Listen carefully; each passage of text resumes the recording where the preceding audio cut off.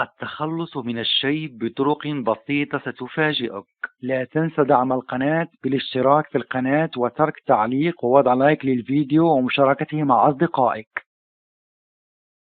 على الرغم من أن هناك العديد من الصبغات في السوق لتغطية الشيب، إلا أن المواد الكيماوية القوية في هذه المنتجات يجعل مضارها أكثر من منافعها.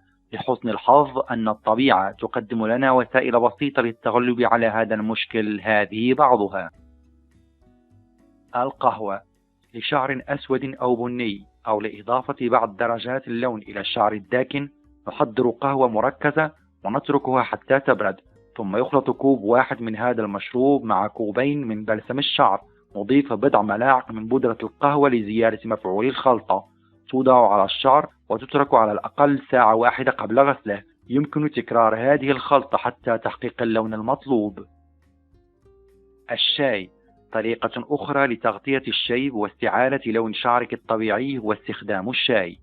مرة واحدة في الأسبوع تنقع 3 إلى 5 أكياس شاي في كوبين من الماء المغلي، ويترك ليبرد قبل تطبيقه على شعر نظيف ومبلل. يترك على الأقل مدة ساعة واحدة ثم يشطف. طبعا كلما ترك على الشعر مدة أطول كلما سيكون اللون أقوى. تأكدي من شطف شعرك بالماء البارد، لأن الماء الساخن ينزع لون الشعر بشكل أسرع من الماء البارد.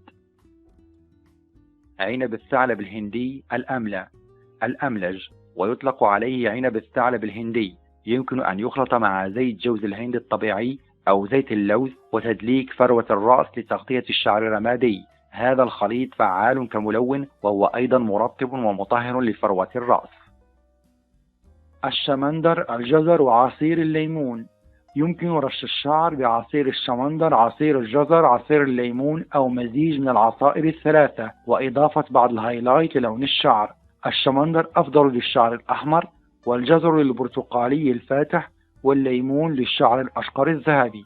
يخلط كوب واحد من العصير مع بلسم الشعر أو زيت جوز الهند، ويدهن الشعر بالمزيج. بما أن الشمندر وعصير الجزر يمكن أن يصبغ بشرتك أيضا، تأكدي من حماية وجهك بدهن أحد الزيوت حول منابت الشعر والأذنين والرقبة. يترك على الشعر مدة ساعة ثم يغسل. بالنسبة لعصير الليمون، بعد تطبيقه على الشعر ينصح بالجلوس في الشمس لتفتيح إضافي. قشور البطاطس. يغلى كوبين من الماء مع كوب واحد من قشر البطاطا لمدة 25 دقيقة على الأقل. أزيل القشور واتركي الماء يبرد. يمكن إضافة بضع قطرات من الزيت العطري إلى المزيج من أجل إعطاء رائحة جميلة. يغسل الشعر بالشامبو كالمعتاد، ثم يصب السائل مباشرة على الشعر. تكرر العملية بانتظام حتى نحصل على اللون المطلوب.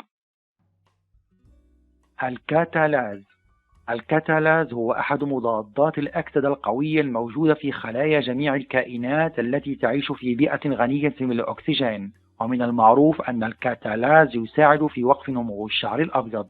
مع تقدمنا في العمر، أجسامنا تنتج أقل كاتالاز، مما يؤدي إلى ظهور الشيب. من خلال تناول الأطعمة التي تحتوي على الكاتالاز مثل الثوم والبصل والبطاطا والقرنبيط، اللفت والكرنب، نقوي هذا الأنزيم لمكافحة الشيب بطريقة طبيعية. الأعشاب.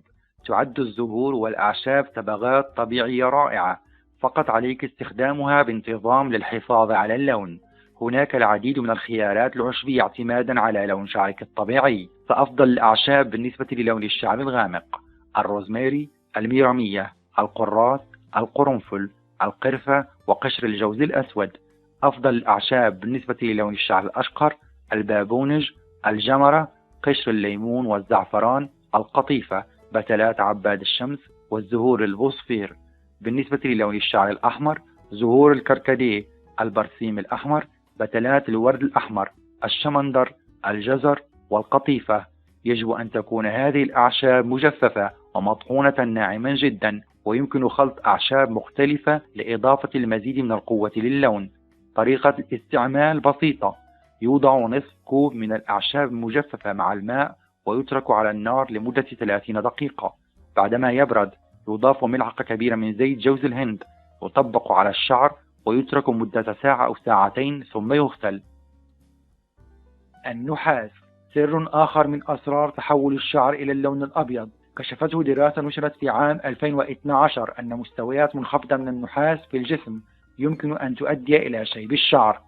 قياس النحاس والزنك ومستويات الحديد في الدم من 66 شخصا تحت سن 20 الذين كانوا في طريقهم ليصبح شعرهم أبيضا، وجد الباحثون أن تركيزات النحاس لديهم كانت أقل بكثير من تلك التي كانت لدى نفس الفئة العمرية التي لم تعاني من الشيب. يمكن منع الشيب ببساطة عن طريق تناول المزيد من بذور السمسم والكاجو وفول الصويا والسبانخ، وهي كلها مصادر غذائية ممتازة لمد الجسم بالنحاس. الحناء تعطي لونا كاستنائيا جميلا، ويمكن أن تخلط مع مجموعة متنوعة من المواد الطبيعية مثل عصير الليمون والخل والقرنفل أو الزيوت العطرية قبل تطبيقها على الشعر. يمكن أيضا أن تخلط الحناء مع الإنديكو للحصول على لون أغمق، وينبغي أن تستخدم الحناء بانتظام للحفاظ على لون لامع من مرة واحدة في الأسبوع إلى مرة واحدة في الشهر حسب درجة اللون المطلوب. فيتامين ب12. على الرغم من أن نقص فيتامين ب12 يتم ربطه بظهور شيب الشعر، لكن يمكن التغلب على ذلك بسهولة عن طريق تناول بعض الأطعمة مثل سمك السلمون والسردين والتونة ولحم الضأن ولحم البقر والبيض والحليب وغيرها من الأطعمة الغنية بفيتامين ب12، أو تعزيز فيتامين ب12 في الجسم عن طريق تناول المكملات الغذائية. التدخين. بالإضافة إلى العديد من الفوائد الصحية للإقلاع عن التدخين، هناك صلة بين تدخين السجائر والشيب المبكر. التدخين يسبب الإجهاد التأكسدي والذي يعرف بتسريع عملية الشيخوخة، ومن المرجح أن يصيب الشعر بالشيب قبل سن 30.